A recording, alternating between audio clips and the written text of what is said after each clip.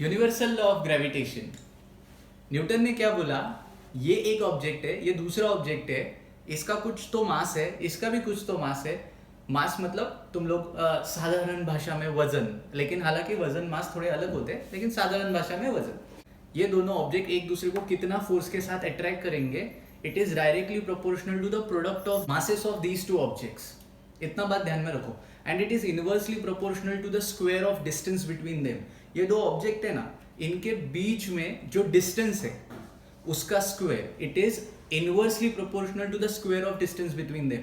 कहने का मुद्दा इतना है, ये ऑब्जेक्ट का मास जितने ज्यादा रहेंगे उतना ज्यादा उनके बीच का फोर्स रहेगा, और ये ऑब्जेक्ट के बीच में डिस्टेंस जितना ज्यादा रहेगा उतना फोर्स कम होगा। यस ओके, अभी फॉर्मूला बनाते हैं इसका। So universal law of gravitation क्या कहता है, the force of attraction, the gravitational force of attraction between two objects. देखो ये दो ऑब्जेक्ट्स है, ऑब्जेक्ट 1 ऑब्जेक्ट 2, और ये उनका मासेस है। m1 is the mass of first object and m2 is the mass of second object, ऐसा। And what is d?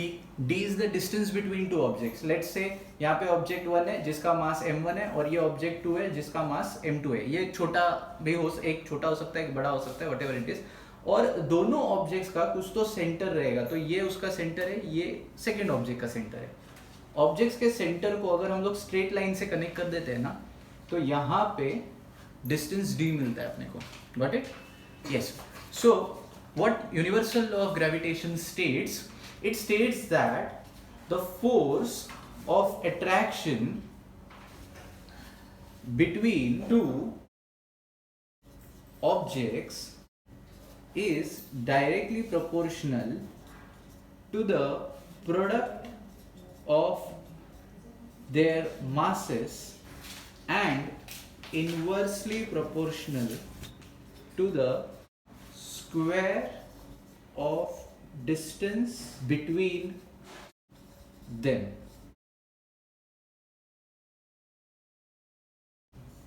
Gravitational force of attraction between two objects is directly proportional to the product of their masses. Product बोले तो multiplication, product of their masses, and that force is inversely proportional to the square of distance between them. इसीलिए denominator में मैंने distance का square किया है, inversely बोले तो डिनोमिनेटर, और square of distance between them. Done. तो इन दोनों का अभी कॉम्बो लेते हैं। मैं f दो सेम है ना, तो यहाँ पे इसको, और ये प्रोपोर्शनलिटी साइन दोनों में है तो मैंने वैसा ही दे दिया। m1 m2 का मल्टीप्लीकेशन, m1 m2 का मल्टीप्लीकेशन, और यहाँ पे डिनोमिनेटर में d स्क्वायर है, वो भी मैंने वैसा ही लिख दिया। ओके, अभी देखो ध्यान से, ये प्रोपोर्शनलिटी साइन जो है ना, वो प्रोपोर्शनलिटी साइन हम लोग जनरली यूज नहीं करते। हमारे कुछ भी फॉर्मूलाज वगैरह हो, चाहे वो you know one formula f is equal to मा, ये मास इनटू एक्सेलरेशन, ये भी फॉर्मूला है, तो इज इक्वल टू साइन हमेशा होता है, करेक्ट है, एक इक्वेशन में। सो f इज इक्वल टू, अगर मुझे इक्वेशन के जैसा इसे इधर इक्वल टू साइन लिखना है, तो मैं ये प्रोपोर्शनलिटी साइन को हटा के इक्वल टू डाल दूंगा, लेकिन I have to write one constant जिसको मैं कैपिटल G से मेंशन किया। ये है universal gravitational constant, and m1 m2 upon d square जैसे का वैसा।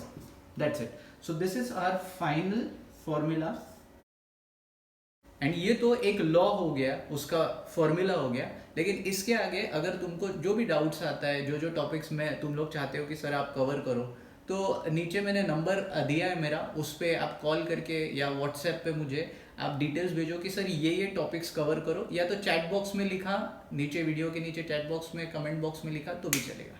Thank you so much, bye.